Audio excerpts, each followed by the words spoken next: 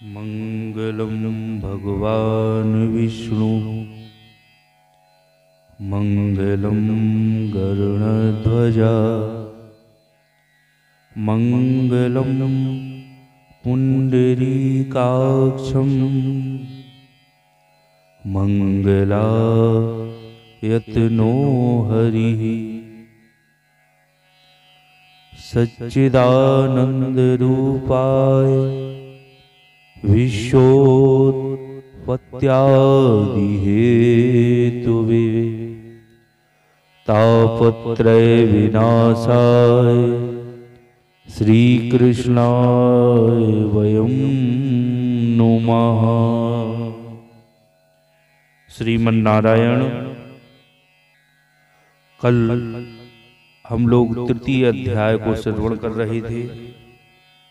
कार्तिक मास में आगे की कथा को श्रवण करते हैं। हमने सुना कि जब कि ऋषि मुनियों ने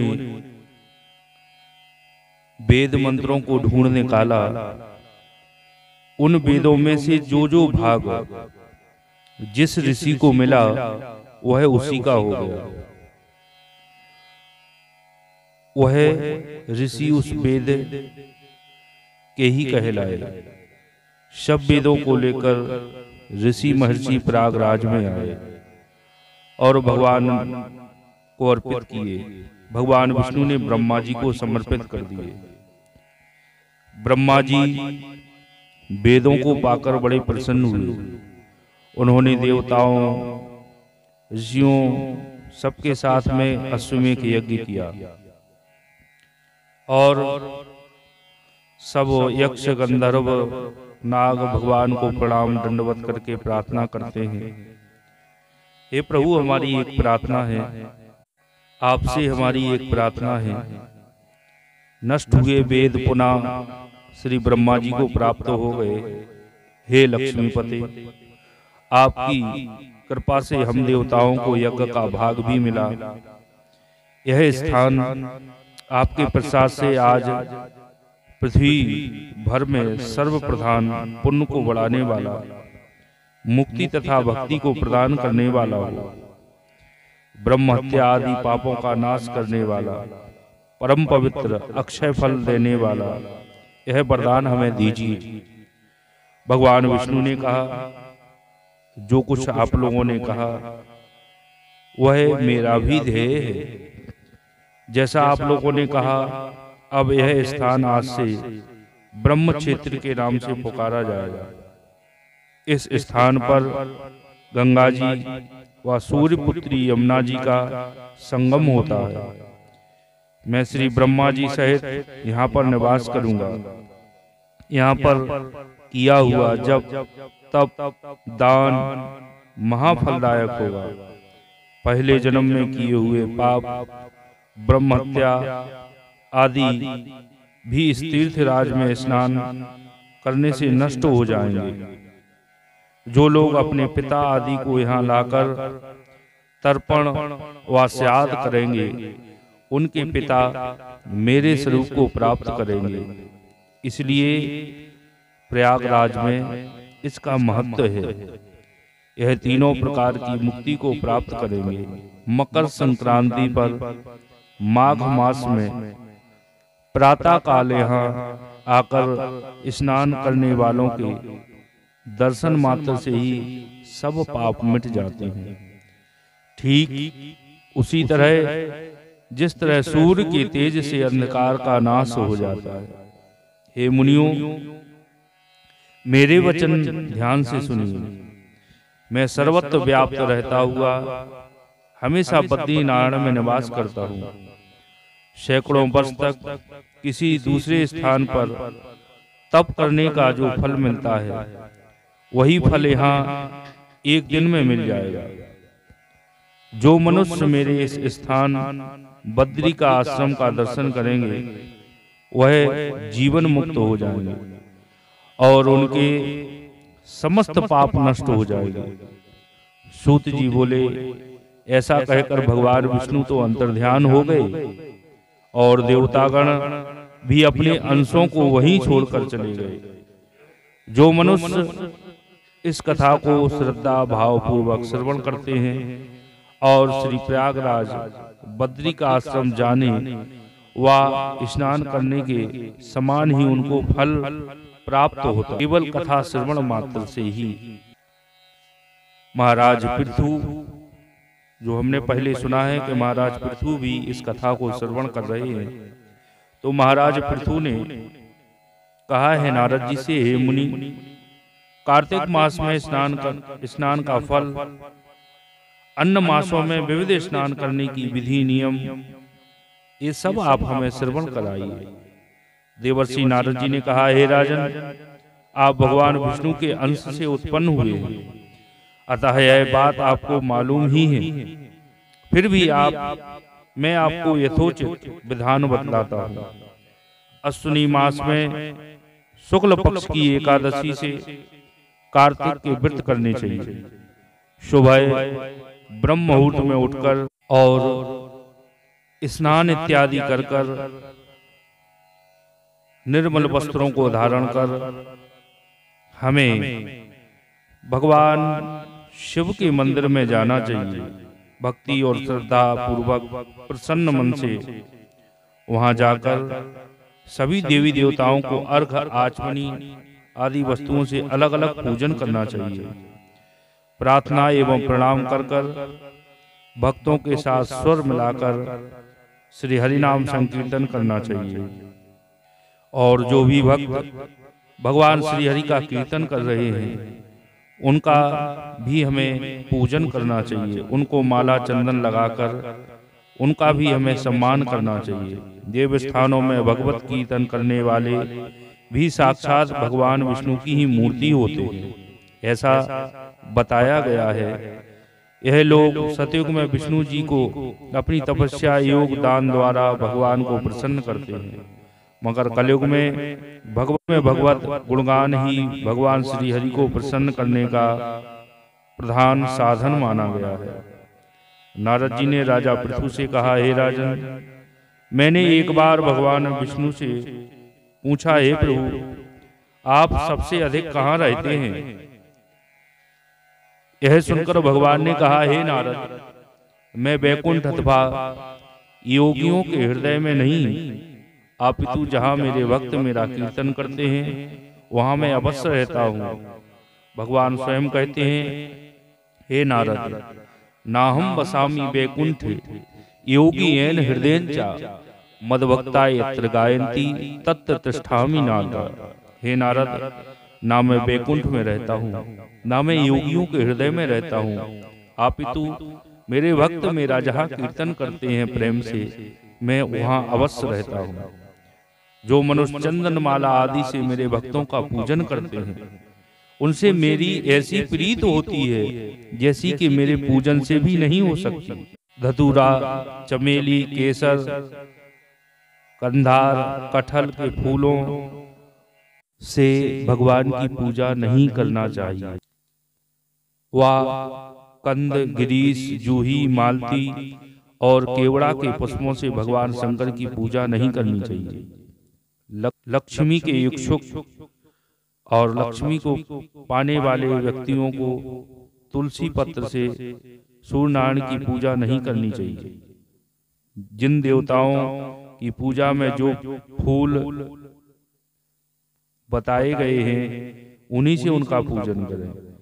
पूजन समाप्त होने के पश्चात भगवान से क्षमा प्रार्थना अवश्य करें तथा हे सुरेश्वर, हे देव, मेरे पास ना मंत्र है ना क्रिया, मैं भक्ति से भी हीन हूँ। जो कुछ भी पूजा मैंने आपकी की है उसे पूरा करें। ऐसी प्रार्थना करने के बाद दंडवत प्रणाम और क्षमा प्रार्थना करके भगवान का कीर्तन अवश्य करना चाहिए। श्री हरि की कथा सुननी चाहिए, प्रसाद ग्रहण करना चाहिए, हरि नाम संकीर्तन अवश्य ही बताया गया। इस तरह बताई गई विधि के अनुसार जो मनुष्य कार्तिक व्रत का अनुष्ठान करते हैं, सब सुखों को भोगते हुए अंत भगवान के धाम को प्राप्त करते हैं। नारद जी कहते हैं, जब 2 घड़ी रात शेष रह जाए तब तिल, कुश और अक्षत चंदन आदि लेकर शुद्ध होकर जलाशय में जाए। नहर की अपेक्षा नदी में स्नान करने से 10 गुना फल मिलता है, और नदी की अपेक्षा संगम पर स्नान करने से 10 गुना फल प्राप्त होता है, और तीर्थ पर स्नान करने से इन सब से दुगना फल प्राप्त होता है। स्नान से पहले भगवान का ध्यान करके स्नान का संकल्प करें, और अगर हम दूर हैं कहीं तो जहाँ स्नान कर रहे हैं वहाँ भी गंगा, जमुना, कावेरी, इन सब का मन में स्मरण कर लें। ऐसा भाव बनाएं कि हम उन्हीं में स्नान कर रहे हैं। फिर तीर्थ में उपस्थित देवताओं को क्रमशः अर्घ, आचमनीय आदि दें। सभी को अर्घ देकर भगवत स्मरण करते हुए और पवित्र कार्तिक मास में स्नान जो हमने किया है, हे प्रभु आप हमारा अर्घ ग्रहण करें। तत्पश्चात चंदन, फूल, तांबूल, पान आदि से वेद पाठी ब्राह्मणों का श्रद्धा पूर्वक पूजन करें, साष्टांग प्रणाम करें। ब्राह्मणों के दाएं पैर में तीर्थ रहते हैं, मुख में वेद और सारे अंगों में देवता निवास करते हैं। अपने कल्याण की कामना रखने वाले लोग ना इनका अपमान करें और ना इनके साथ विरोध करें। फिर एकाग्रचित्त से भगवान विष्णु की प्यारी तुलसी माता का पूजन करें, उनकी परिक्रमा करें, उनको प्रणाम करें, और तुलसी माता का पूजन करने के तत्पश्चात हमें भगवान नाम का स्मरण करते हुए अब नारद बाबा कहते हैं, हे राजन, कार्तिक मास में व्रत करने वालों के कुछ नियम कहे गए। मैं संक्षेप में बताता हूँ। करता है कार्तिक मास का वह आमिष, मांस, उर्द, राई, खटाई तथा मादक वस्तुओं का प्रयोग ना करे। वह व्रत करने वाला दूसरे का अन्न ना ग्रहण करे, किसी से द्वेष ना करे तथा तीर्थ के अतिरिक्त अन्य कोई यात्रा ना करे। देवता, वेद, ब्राह्मण, गौ, वृत्ति, नारी, राजा तथा गुरुजनों की निंदा भी ना करे, और किसी की चुगली निंदा भी ना करे, क्योंकि किसी संत ने कहा है कि धोखा दे, चुगली करे और मंदिर जोड़े हाथ, क्या मूर्ख समझा उसे जो देगा तेरा साथ। आज हम लोग व्रत करते हैं, पूजा करते हैं, लेकिन ये नियम हमारे जीवन में नहीं है, इसलिए हमें उसका पूर्ण रूप से फल प्राप्त नहीं हो पाता है। तो कार्तिक मास में ये जो नियम बताए हैं, इन नियमों को हमें धारण करना चाहिए, और झूठे अन्न का प्रयोग, बासी अन्न का प्रयोग हमें नहीं करना चाहिए। और कार्तिक मास के जो व्रती हैं, जिन्होंने व्रत किया है, वह ब्रह्मचर्य से रहे, पृथ्वी पर शयन करें, पत्तल पर भोजन करें। जिसने व्रत किया है वह केवल नरक चतुर्दशी को तेल अपने शरीर में लगा सकता है, अन्य तिथियों में बिल्कुल नहीं।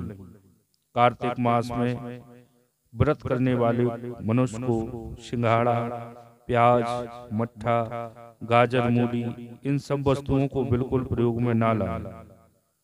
लौकी, मट्ठा, काशी फल, तरबूज, इन सब वस्तुओं को कार्तिक मास का व्रती बिल्कुल सेवन ना करें।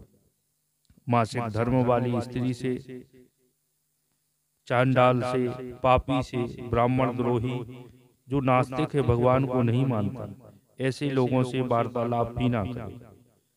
विशेष रूप से कार्तिक में व्रत करने वाले मनुष्य को प्रतिपदा के दिन कुम्हड़ा, द्वितीया को कटहल और तृतीया को तरुणी स्त्री,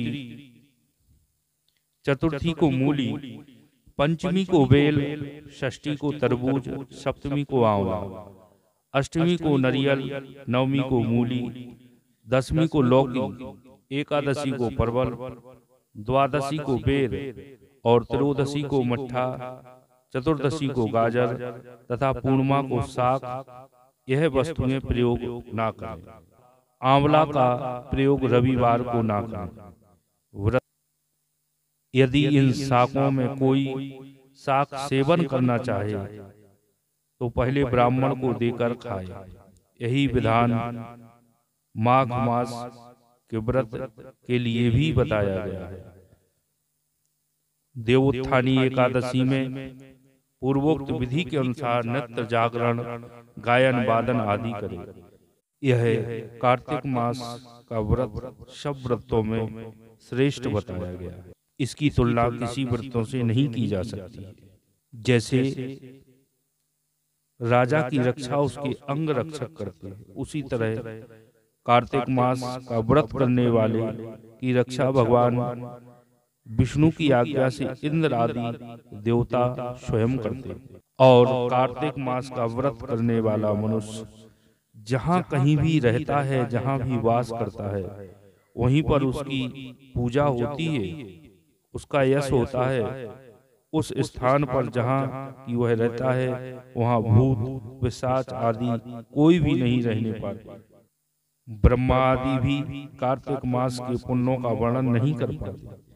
यह व्रत संपूर्ण पापों का नाश करने वाला, पुत्र, धन, धान को बढ़ाने वाला है। हे राजन, मैंने आपको इसकी विधि संक्षिप्त में श्रवण कराई है। आगे की कथा को हम कल श्रवण करेंगे। ओम नमो नारायण। भगवान आप सभी को सुख, स्मृति, धन, धान की कृपा बनाए रखें। जय श्री राधे।